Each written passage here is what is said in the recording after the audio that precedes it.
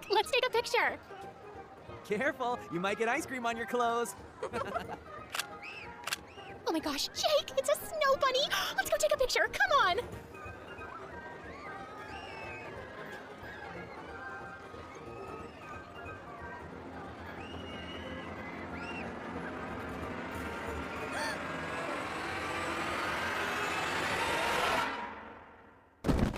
Jake!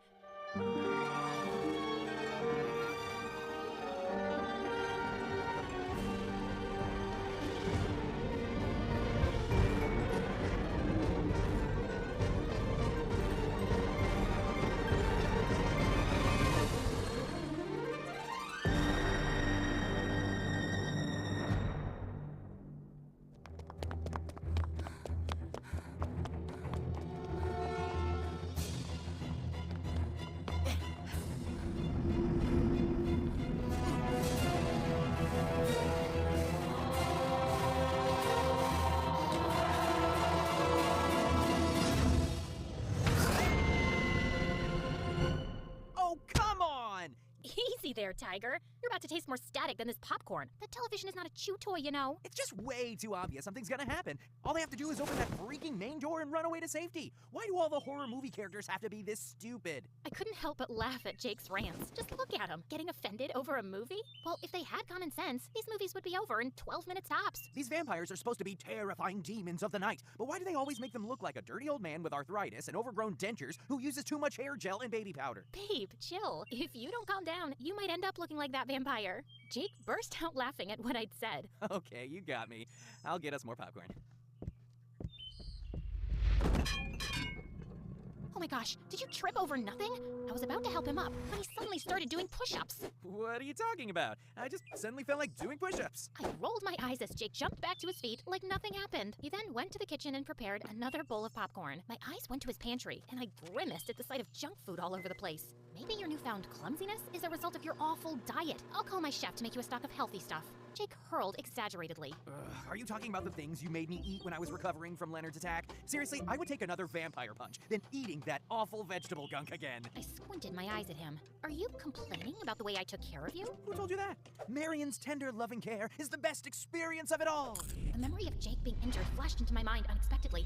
I felt the pang of guilt slice through me. You got injured because of me. Taking care of you is the least thing I could do.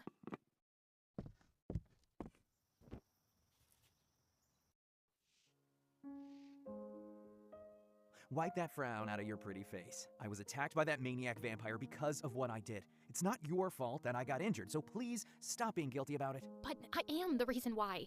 Listen to me, Marion. I won't hesitate to take that supernatural blow many times over just to save you. Bleeding will stop, bruises will heal, and broken bones will mend back together eventually. I'm a strong man. You gotta give me some faith, you know? Jake really had this magic to assure me everything's gonna be okay, so I finally smiled.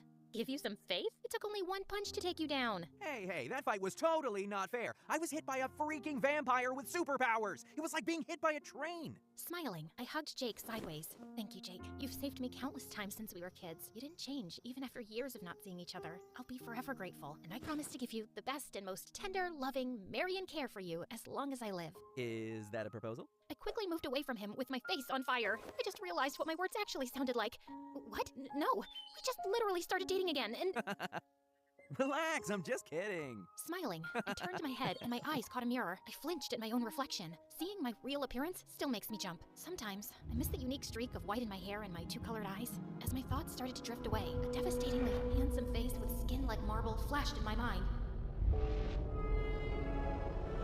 Hey! Oh, sorry, what was that? Is everything okay? You look so pale. Sorry, I drifted. What were you saying? I was asking if you're free next week. Maybe we can go out and unwind a little, you know? Enjoy some cool breeze at the park. Like Wonderful Park? You know what? That's not a bad idea. Of course, it's my idea. My ideas are always the best ideas. Hold it right there. The park part was my idea, so I get 50% of our great idea. Jake, wake up! Anyone, please help!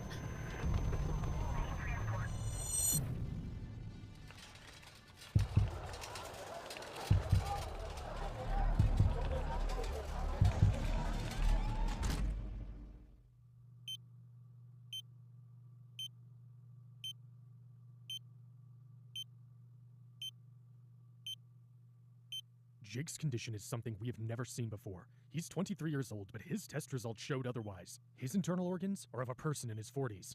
I'm sorry? How is that even possible, Doctor? There must be a mistake, right? We will run more tests for confirmation and further investigations. My colleagues and I are...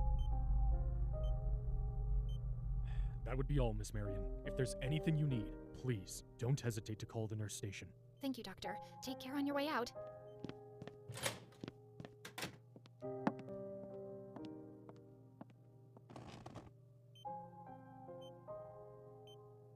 I knew something wasn't right with you. I'm sorry. I shouldn't have asked you to go to Wonderful Park. It was my foolish idea, and you suffered because of me.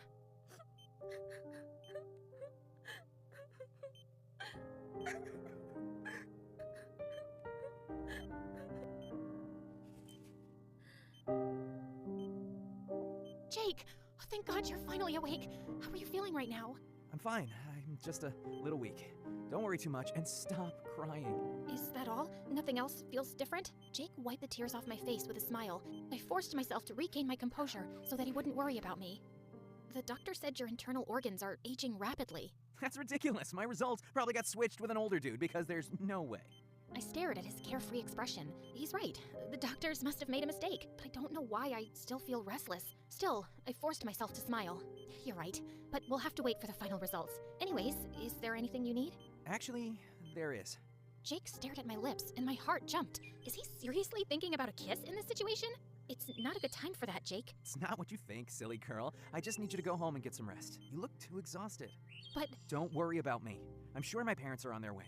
We'll keep you updated. Just get a proper meal and sleep, because I won't like it if you end up being my hospital roommate. Trust me, hospital gowns would look horrible on you. Okay, you silly tiger. You got me with the last one. The door opened, and Jake's parents stepped inside the room with a worried look. Oh, there they are. Hey there, Mom and Dad. How's it going? The worry on Mr. and Mrs. Donovan's face immediately faded in relief. They immediately approached us with a smile. Hello, Mr. and Mrs. Donovan. Hello, sweetie. Thank you for taking care of Jake. We'll take it from here. Go and take a rest. Don't forget to eat properly before sleeping. Take care on your way home, kiddo. Tell your parents we said hi. Got it, Mr. Donovan. Give me a call when you're home. Thanks for taking care of me. You're welcome, Jake. I'll be back tomorrow. Good night. I waved goodbye to everyone and then turned to leave. Jake blew me a goodbye kiss as I went out the door. Grinning, I pretended to catch the flying kiss and gave him a wink before closing the door.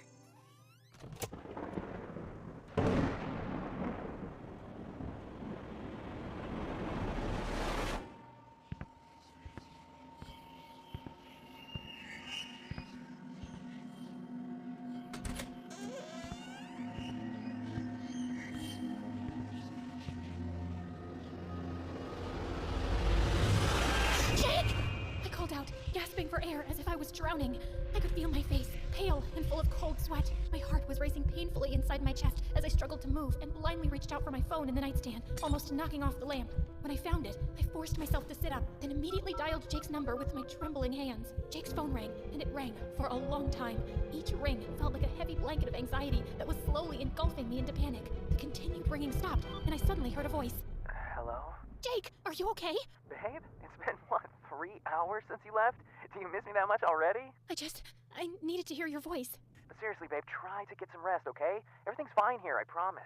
Jake's assuring voice works like magic, but not tonight, not after that nightmare. But then I can't let Jake worry about me, so I forced myself to sound cheerful. Okay, if you say so. Hearing your voice made me sleepy. Nighty-night, Tiger. That's the spirit. Good night, babe, and dream of me tonight. Oh, Jake, if only you knew. I took another deep breath, but the anxiety I'm feeling is getting worse. My eyes slid toward a cabinet that I purposely isolated at the very corner of my room. Then I slid off the bed and went straight to the cabinet. I opened a drawer and rummaged inside until I found what I was looking for. It was the locket Magnus gave me. I never had the chance to give it back to him, so I buried it in the depths of my cabinet instead. I never wanted to see this thing again, because it wasn't fair for both Jake and Magnus. But I know that there is something wrong going on, and there is only one person who can give me an answer. I took a big breath and composed myself. Then, without hesitation, I pressed the locket. I held my breath, preparing myself for the moment I'd never thought would ever come. Seeing Magnus again. Every second seems like forever. My heart beats faster and louder in each second that's passing by, as every beat pulsates Magnus's image in my mind. And then...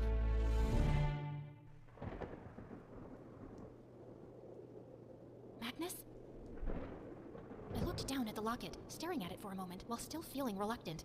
After another deep breath, I pressed it again, harder this time as I closed my eyes. Still nothing. Frustratingly, I pressed it again and again and again, and finally, I stopped and opened my eyes. It seems like the pendant has lost its magic. I stared in shock. Could it be that Magnus has already severed his connection to this locket? Realization started to sink in, and the glimmer of hope in my heart faded. I hugged the pendant close to my chest as tears fell down from my eyes. Is there really nothing that can be done? Suddenly, Jake's image flashes through my mind. He's smiling and looking at me with his ever-comforting eyes. Don't worry so much, babe. Everything's gonna be alright. Suddenly, I felt fire rising from my heart. A fighter has risen from the inside. I wiped my tears and stood up. Then, I went straight to my closet, grabbed a coat and a hat, and finally, I grabbed my car keys on my way out. It was still the middle of the night when I drove my way towards Magnus's mansion at full speed. The trees turned into a ghostly blur as I sped through the forest path. I've never driven my car at this speed, but I feel like it still wasn't fast enough. A rumbling sound broke my focus on driving. Then, I felt my car's speed decrease until it finally stopped moving. Confused, I pressed the accelerator, but nothing happened. Then my eyes went to the gauge, and I groaned. Oh, come on! I was in so much of a hurry, I forgot to stop by a gas station! Are you kidding me? I opened my car door, stepped outside, and kicked the front wheel. The sound of the evening forest suddenly filled my ears. I raised my phone and turned on the flashlight. Then, without hesitation, I started walking in the middle of the road. I didn't know how long I had been walking, but when the rush of adrenaline faded, it started to dawn on me about my current situation. Alone, walking in a dark forest pathway, in the middle of the night. A scattering flock of crows seemed to watch above as I walked carefully into the deserted road. The sound of my footsteps blended into the eerie sound of the forest and the cracking voices of crows. My nerves are starting to rise, but I try not to let it get to me. Jake, if only you were here, you would have stopped me. Minutes had gone by, and through the mist, I finally saw the tiny dots of subtle light at the end of the long forest pathway. It was from the stone lamps in front of Magnus's mansion.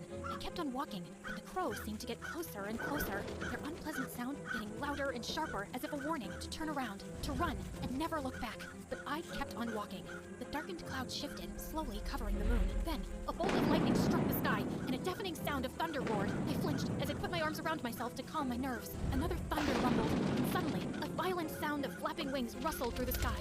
As I looked around, I noticed the crows were getting closer. I couldn't help but take a step back as their caws grated into my ears and their menacing eyes bored into mine. Little by little, more crows arrived. Each arriving crow perched closer and closer. In just a couple of seconds, they have started to overwhelm the surroundings. Everywhere I look, I see no way out. Panic and fear finally took over me, and I cried out.